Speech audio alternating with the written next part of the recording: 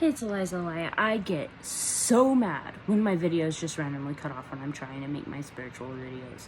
So mad. As I was saying, you've got to investigate. You don't got to, but you really should investigate any new place you go to, because they do not always give you the history on those places. It's bad for their business, it's bad for their reputation. They don't always disclose everything. And if you've seen on a lot of these documentaries, a lot of the time you figure out later, and they figure out later things that were not disclosed. I mean, you really got to do the search for yourself. Any place you're gonna live in, I feel like you need to check your surroundings and, make sure if there's any beings that they're beings that you want to be there with you. You know what I mean? If not, exercise that bitch. I'm sorry. Yeah, anyway, so back into my demonic story times. So, like I said, I feel like it's kind of perfect because, like, we're, into the Halloween season, so I'm gonna touch up on a lot of my videos, but it's also not perfect because it should not have happened at all. I'm not gonna get into everything. I will get into some. So yeah, I've had boxes randomly moving across the basement floor by themselves. My husband, he has this ability to just astral project on his own. Not everybody has that. A lot of people have to practice in order to be able to do that. I think it's cool that he can do that. I tried to practice to do it at one point, and he said that I should not, because you see a lot of beings that you don't always really want to see. It's not always great. But he astral projects on his own. I've only done it a few times, and I don't know, it's cool, but I don't think I'd want to know that. I've been thinking about it more. I deal with a lot of demonic, so but yeah, he astral projected, and he saw himself, and he saw a demonic being trying to enter his body, and it was like his way of protecting his own being. That happens to him a lot when there's a threat in the room or something. And I've dealt with a lot of hauntings and my background and my story, so I know where it all came from. And so for him to tell me that had happened, the night before that, like a few nights before that, it wasn't right before that, the cats, like, I thought I saw a shadow on the wall, and I was really scared. I was just like staring at the shadow, because like it was dark, like the lights were off, but it was darker than the dark, if that makes sense. Like it was pitch black, and it was a shadow, it looked like of a man on the wall, and I was really scared because I was like, am I being paranoid, or is something really there? Because at this point I do experience hauntings. I used to just sometimes be paranoid, but I do experience hauntings at this point. So yeah, my cats started to freak out in the middle of the night and jump at the wall and hiss and run back and forth and try to get out of the room. They did not want to be in there. They were jumping up at the windows, jumping up at the door. That's when I knew, like, okay, this is a haunting. This is not me being paranoid about this. And obviously it's a very bad being, or my cats would not be freaking panicking and trying to escape the room. So yeah, there was that. I felt like I don't even know how to explain the feeling. The way I best can put it is like something was trying to possess me at that point, but I don't know how I can explain that. I've experienced so many things. It's unreal. I experienced things way before, like, any weird involvement with any weird people. Like, I experienced things just like, I had this in my old house. My old house was haunted, and I had this doll. I still love this doll. She used to move by herself, and she never had harmed anybody. She would talk by herself. When I say talk, I mean she had like a thing that would go off, but it would go off by itself. Like, that could have been a short or not, but she would move, and she would end up in different places by herself. That was my favorite doll. They used to freak out and try to get rid of my doll, and I was mad. So, but yeah, I still have her somewhere. I don't know where she's at. I absolutely love that doll. I love her so much. I'm so attached to that doll.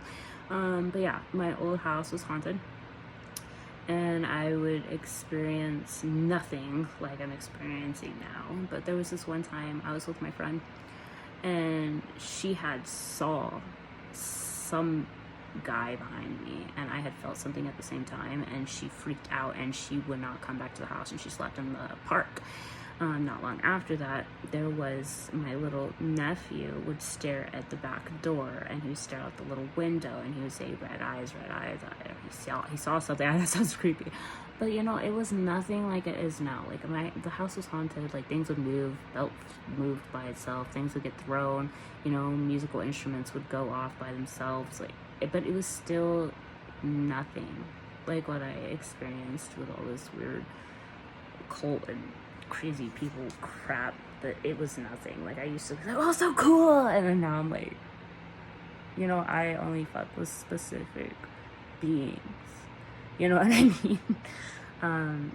Yeah, so yeah, it was crazy. But the demonic things that I experience now, being more of like being an adult, and like the worst, more demonic spiritual things. Yeah, I have a history of spiritual things following me, and that's just how it is. You know, my man, he freaks out about spiritual things. I'm like, I didn't tell him for a while, but that's to be expected around me, for real. You know, yeah, but anyway, he used to astral project, and he had seen this being try to enter his body, and it was the same night I felt like something was weird and off. So I mean, you know, I also have my own kind of abilities. You know, he has his. He's had times where he will say something right before I say it, and I'm like, how did you do that, you know?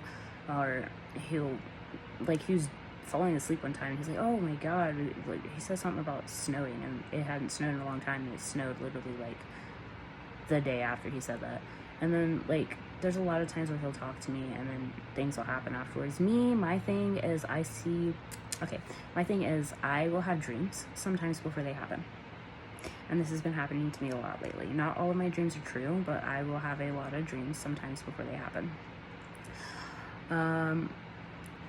I see a lot of double numbers, like 333, 111, 222, 666, 777, but I don't do it. Like, it's hard for me because, like, I try to Google that, and, you know, I can't really find anything on it, because it'll tell you, like, oh, it's a message and what the message is, but, like, what does it mean when you see all of them together? I don't know what that means. But yeah, I dream things sometimes before they happen. I'll sense something before it happens. I knew, like, there was this time when I was in Texas, and I was picking up on Ultravian's energy. I hadn't talked to him for a long time. I went home, and that literal night he had texted me. So that was weird. That was like one of the first times that I had done that. Then I had a dream about this person I didn't talk to for weeks. I woke up, that person had texted me. Then I had a dream about Trump. This one's gonna be funny, you guys. I had a dream about Trump, you guys. And then I wake up, he's in my state. And I was able to get a ballot, because I was so mad I couldn't go to that freaking rally. But I was able to get a ballot, though, which I needed to, because I wanted to vote. So, yeah. And then, I have had, like I told you guys in my other story time video, I'm not going to say the whole thing, because I already made a whole entire story time video on it, but my grandma came to me in a dream, exactly what she was wearing, exactly how her hair was. That was a dream that I had, and it was an actual occurrence. I had a dream about that witch lady. She added me 2 days later. I've had dreams about a lot of things. I recently had 2 dreams about Ultravians, so I'm telling you, motherfucker. I have a taser, and I know how to use it. That's all I gotta say. And then I had a dream about some other person trying to kill me. I don't know. Yeah, I don't know. Not all of my dreams even come true, you guys, but some do. So we'll see. But yeah, I have the ability to do that. Sometimes I feel like I can sense things about a person, and then later it comes out that was true. That happens a lot too. And my husband also has that ability, because he sent something about one of my ex-friends before, and I was like, I'm gonna give it a chance, and it turned out to be that exact same way. So I mean, it's kind of cool. I love him so much. I feel like our spirits cross paths, and we're just perfectly aligned, and it just perfectly should have happened that way. There's just so many reasons. I mean, I feel like our spirits complement each other, even through fights or not, we really complement each other, and it's cool. But yeah, there's just so much I've experienced that I don't understand, messages, things that I've experienced as well. I would love for somebody to tell me what it means when you see all the double numbers all the time, instead of just one or two here and there, because I've been trying to figure that out and nobody's got back to me on that. That's important to me. I don't know. I've just been doing some things that I feel like I shouldn't be able to do. It's cool though. And then same with my husband, but he's done that for a long time as well. That's cool. I feel like souls cross paths for reasons. Some of them you really shouldn't cross paths with. But I do believe that a lot of souls, they cross paths for reasons. You know what I mean? Whether that be a good reason, a karmic reason, something you need to handle reason, or because that's your soulmate. You know what I mean? Like those are real. I definitely believe in soul alignments. And that's cool. That's really cool to me. We have the same mole in the same spot, and I know a lot of people say that means that's your soulmate. I don't know if that's true or anything. I take things at face value. I go off of like my own experiences, but it was just funny to realize. But anyway, I have experienced so much demonic things that it's crazy. I've seen like a shadow of a man come to the door and like it put its head down and walked away. That scared me. Later I had a nightmare about that same spirit. You guys, it's just the spiritual realm is very real, and you gotta know what you're dealing with and what you want to get into, and what you want to put up with. You know what I mean? You protect yourself and your surroundings. You know what I mean? That's all I gotta say about that. This is my part 2. There's gonna be more parts because this is already a hell of long video, and eventually my storage is, I don't know.